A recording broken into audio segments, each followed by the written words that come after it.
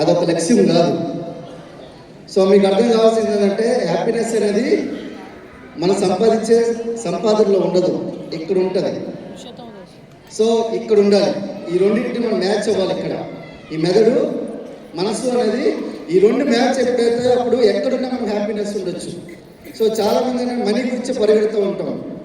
So నేనేమంటున్నానంటే 5 సంవత్సరాలు పని చేద్దామా, 50 సంవత్సరాలు పని చేద్దామా. సో ఈరోజు నా ఈ టాపిక్లో చాలా బాధపడతారు చాలామంది, ఇక్కడ చాలామంది సంతోషిస్తారు, చాలామంది భావోద్వేగానికి గురవుతారు. సో అవన్నీ ఈరోజు చేస్తానని.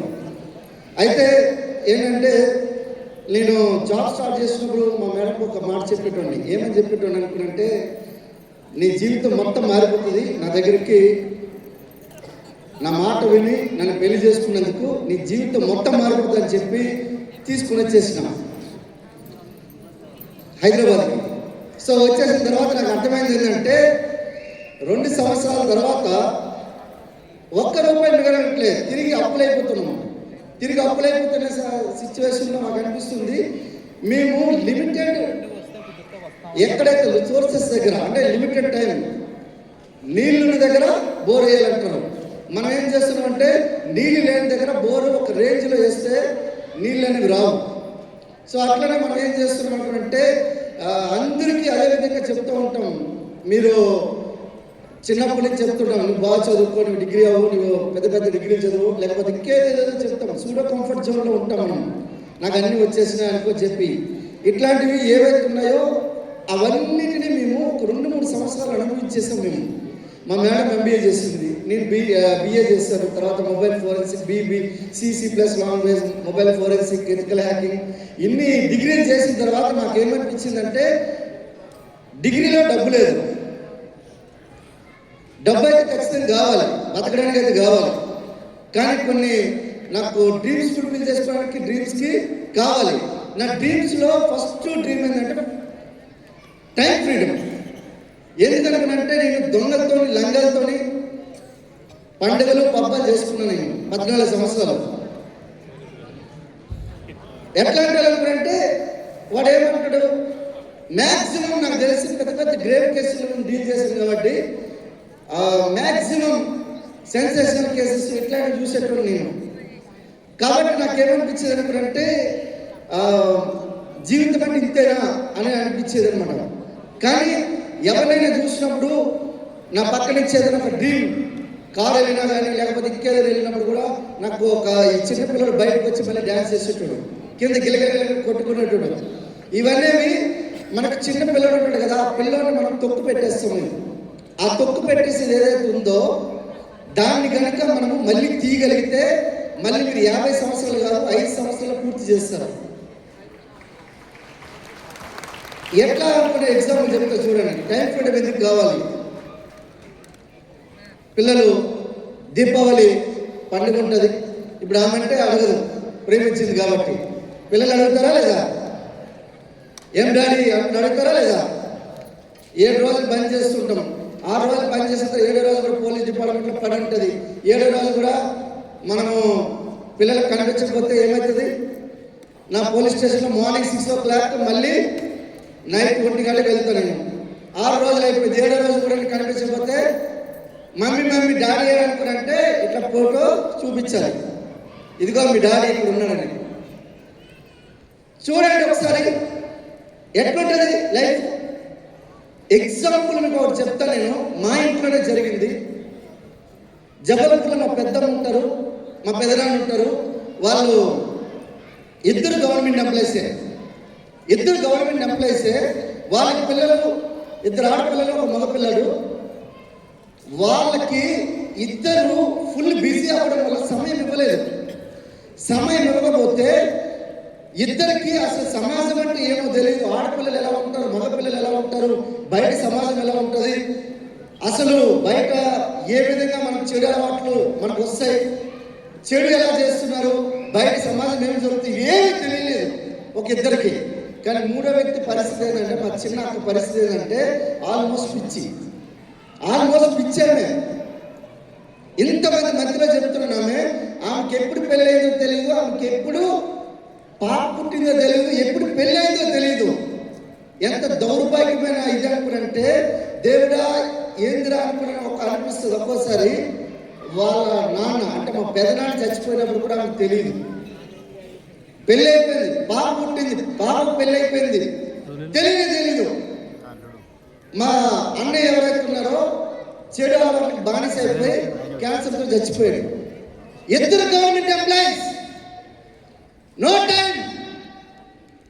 ఏం జీవితం అది నాకు అర్థమే కాదు. ఏందిరా, ఏం బతుకురా ఇది? మన పిల్లలు, పుట్టిన పిల్లలు కూడా ఇలా పిచ్చోళ్ళు తిరుగుతున్నారు.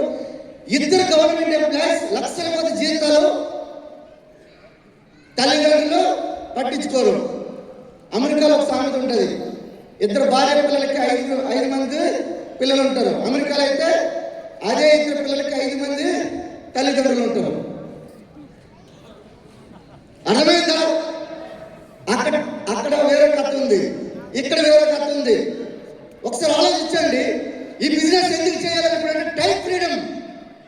ఒక్కసారి చూడండి, మీ భార్యతో లేకపోతే మీ పిల్లలతో గడిపి చూడండి, లైఫ్ అనేది ఎట్లుంటుందో ఒకసారి ఆలోచించండి.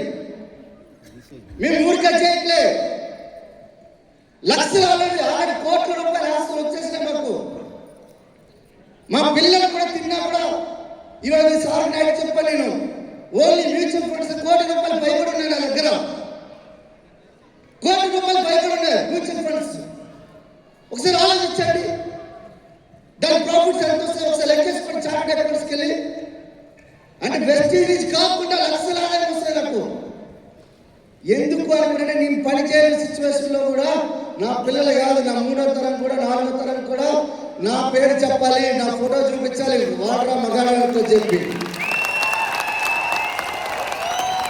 అది మగాడ బుజ్జి, డాక్టర్ పురుషోత్తం అది మగాడ బుజ్జి, అది మా తాత, అది మా నాన్నమ్మ, అది మా అమ్మమ్మతో చెప్పాలి. అది లైఫ్ అంటే. నేను చెప్తున్నా, టైం. చాలా మంది కోటీశ్వరులు మన చరణ్ మాట్లాడుతూ చెప్తున్నాను, మాట్లాడుతూ సార్ చెప్తే నాకు చాలా బాధ అనిపించింది. ఈరోజు తల్లిదండ్రులు చాలా కష్టపడి పిల్లల గురించి ఆస్తులు సంపాదిస్తున్నారు, కానీ వాళ్ళు ఎప్పుడు చస్తారా, ఎప్పుడు పంచుకుందామా, ఎప్పుడు చస్తారా, ఎప్పుడు పంచుకుందామా, ఇట్లా కొల్లల కేసులు ఉన్నాయి పోలీస్ స్టేషన్లో. చాలా మందికి తెలియదు. వాళ్ళ బాధ భరించలేక వీళ్ళే ఉరేసుకోవడం, లేకపోతే నిద్ర మాత్రలు మింగి చచ్చిపోతున్నారు. అది టైం ఫ్రీడమ్ యొక్క విలువ. మీరు ఈజీగా తీసుకున్నారంటే బిజినెస్ లో మీకు రిజల్ట్ రాదు. సార్ డబ్బులు ఈజీగా వస్తాయి, money is the tool, money ఒక వస్తువు, కానీ స్వేచ్ఛ మాత్రం హ్యాపీనెస్ ఇస్తుంది, స్వాతంత్రాన్ని ఇస్తుంది మీకు. ఈడ కూర్చొని ఇప్పుడు మా మేడం, నేను స్టేజ్ మీద చెప్తున్నా, ఇప్పుడు మా మేడం వెళ్ళి ఈరోజు ఇస్తామని చెప్తే 100 గ్రాముల బంగారం కొనుక్కొని ఇప్పుడే వచ్చింది. ఈరోజే ఆమెకి ఒకసారి ఆలోచించాను, ఈరోజు డెలివరీ ఇస్తామంటే 100 గ్రాముల బంగారం తీసుకొచ్చింది. 3 గంటలు మా నాన్న కనిపించలే. అర్థమైందా? డబ్బులు బీభత్సంగా ఉన్నాయి వెస్టీజ్లో. అన్నిటికీ మించి సమయం అనేది వెరీ వెరీ ఇంపార్టెంట్. చాలా మంది డబ్బులు బీభత్సంగా ఉన్నాయి. ఈరోజు భారత్ సార్ మనకు, డాక్టర్ భారత్ సార్ చెప్పింది ఒకటే, మనం బోనస్ చూసుకుని పని చేయొద్దు, మనం లెగసీ గురించి క్రియేట్ చేయాలి, లెగసీని క్రియేట్ చేయాలి. రేపు పొద్దున మా పిల్లలు మా పని చేస్తున్న మా డాడీ మమ్మీ మాతోనే ఉండేటోళ్ళు, వాళ్ళు తిరిగినా పడుకున్నా కూడా డబ్బులు సంపాదించే పిల్లలకి చెప్పేటట్టు ఉండాలి. అది సమయ స్వేచ్ఛ అంటే, టైం ఫ్రీడమ్ అంటే అది. ఏమంటే డబ్బులు గురించి పరిగెత్తే ఏం డబ్బులు రావు. మేము డబ్బుల గురించి పరిగెత్తాం. లాస్ట్ ఒక 17 మీటింగ్స్, 5 మంది బిఎంసీ, 3 బిఎంసీ మెంబర్, 2 డియూసీలు, 10,000 కిలోమీటర్లు తిరిగితే, మేము పని గురించి తిరిగితే నా చెక్కు ₹1,00,000 దాటిపోయింది. ఎక్స్ట్రా పెరిగింది నా చెక్కు ఈ మంత్. ₹1,00,000 పెరిగింది, నాకు తెలీదు. Sir thank you very much sir అని చెప్తే, ఒకసారి ఆలోచించండి, మేము డబ్బుల గురించి పని చేయలేదు, సమయం స్వేచ్ఛ.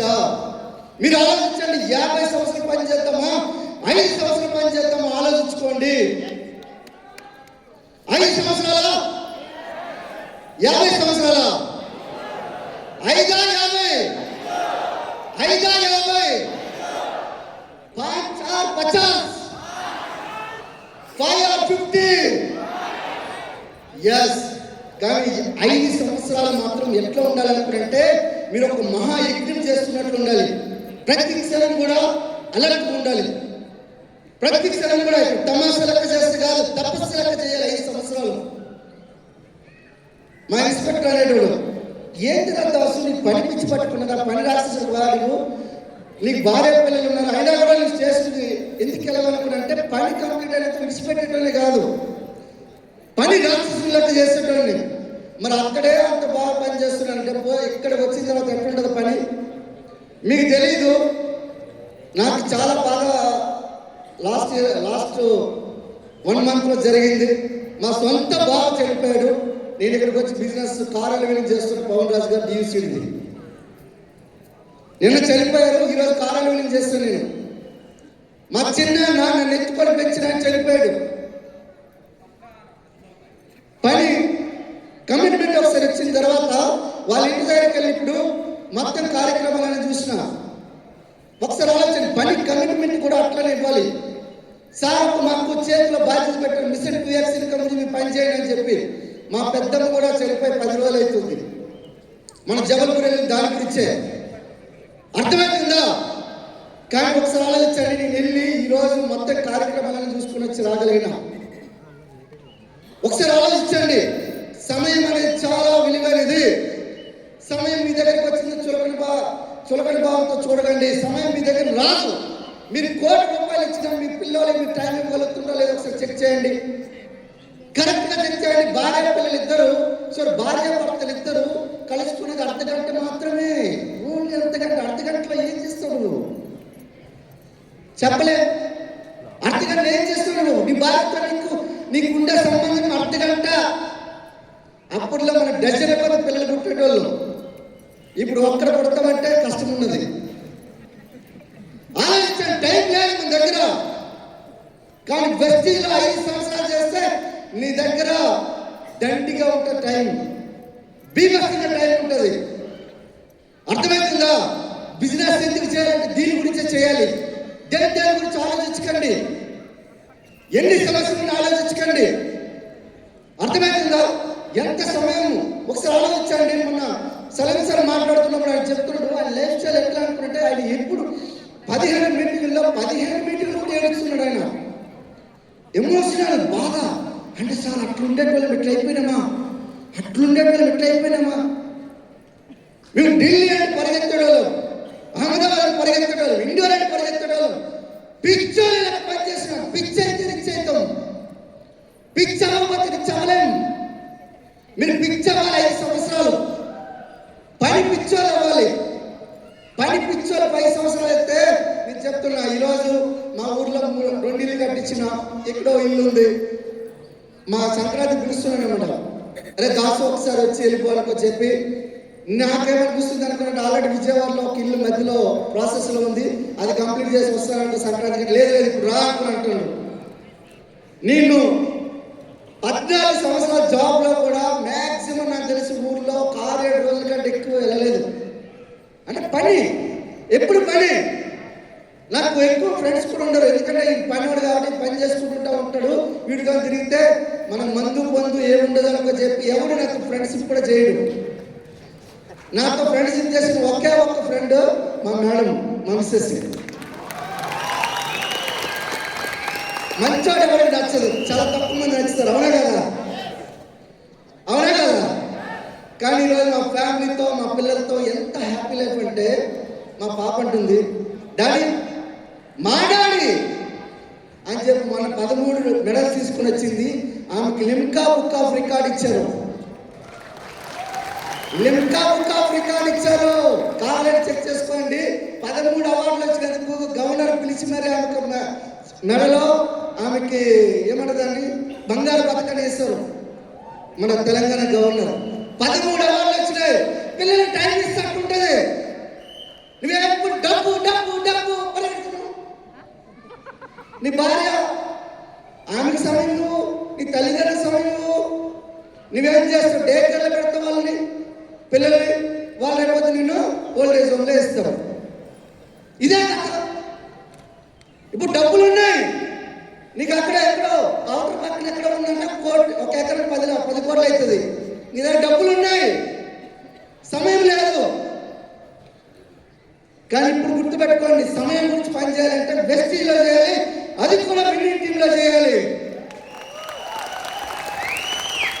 ఆలోచించుకోండి మిత్రులారా, సమయం లేదు మిత్రమా. 5 సంవత్సరాల 50 సంవత్సరాల సమయం లేదు మిత్రమా.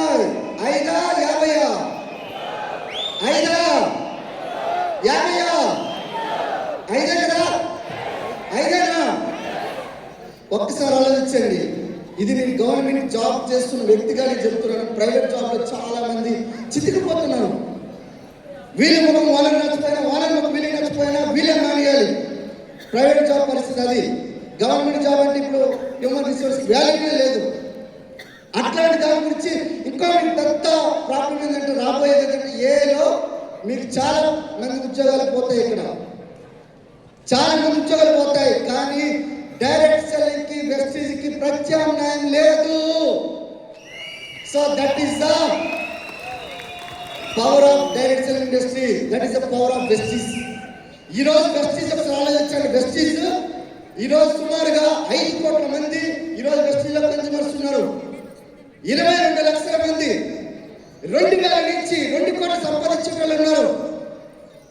ఈ రోజు 12,000 మంది కారు తీసుకున్న వాళ్ళు ఉన్నారు. 7,000 మంది లక్ష పైబడి సంపాదించే వాళ్ళు ఉన్నారు. 300 పైబడి లగ్జరీ బెంజ్, BMW, ఆడి, జాగ్వార్, రోల్స్ రాయ్స్ లాంటి కార్లు తీసుకున్న వాళ్ళు ఉన్నారు. ఈ రోజు 55 మంది పైబడి ఈ రోజు వెస్టీజ్ నుంచి 10 లక్షల పైబడి సంపాదించే వాళ్ళు ఉన్నారు. That is Guinness book of record. అది వెస్టీజ్ యొక్క పవర్. అట్లాంటి కంపెనీ మీ దగ్గరికి వచ్చినప్పుడు 5 సంవత్సరాలు ఆడుకోవాలి వెస్టీజ్తో. మీరేం చేస్తున్నారో నాకు అర్థం కావట్లేదు. మీరు చేస్తుంటే చెప్తున్నా, డిసెంబర్ వరకు 2026 డిసెంబర్ 2026లో నేను డీసీ రైతులకు చెప్పి మీరు రండి, నేను అప్పుడు చెల్లించేది రెడీ ఉంటా. చెప్తున్నా, గుర్తుపెట్టుకోండి. పని అంటే ఎట్లా చేయాలంటే మామూలు ఉండద్దు. ఏదైనా రోడ్డు నుంచి పని ఇచ్చినా కూడా ఎవడబ్బా ఈ రోడ్డు ఇచ్చారనేటట్టు ఉండాలి. అట్లా చేయాలి. వెస్టీజ్లో ఇట్లా కొడితే లక్షలు వచ్చేస్తున్నాయి చాలా మందికి. ఇట్లా చిటికలేసి లక్షలు వచ్చేస్తున్నాయి.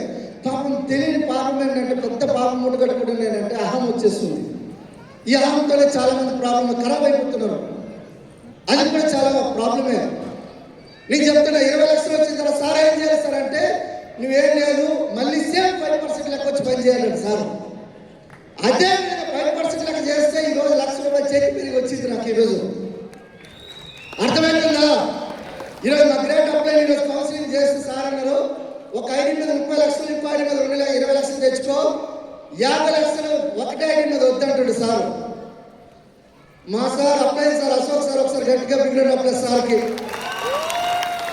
అర్థమైందా? ఒకదాని మీద ఏం చేస్తే నేను దృష్టి పడతా సార్, 2 దాని మీద తీసుకుంటాను అంటున్నాడు. అర్థమైందా?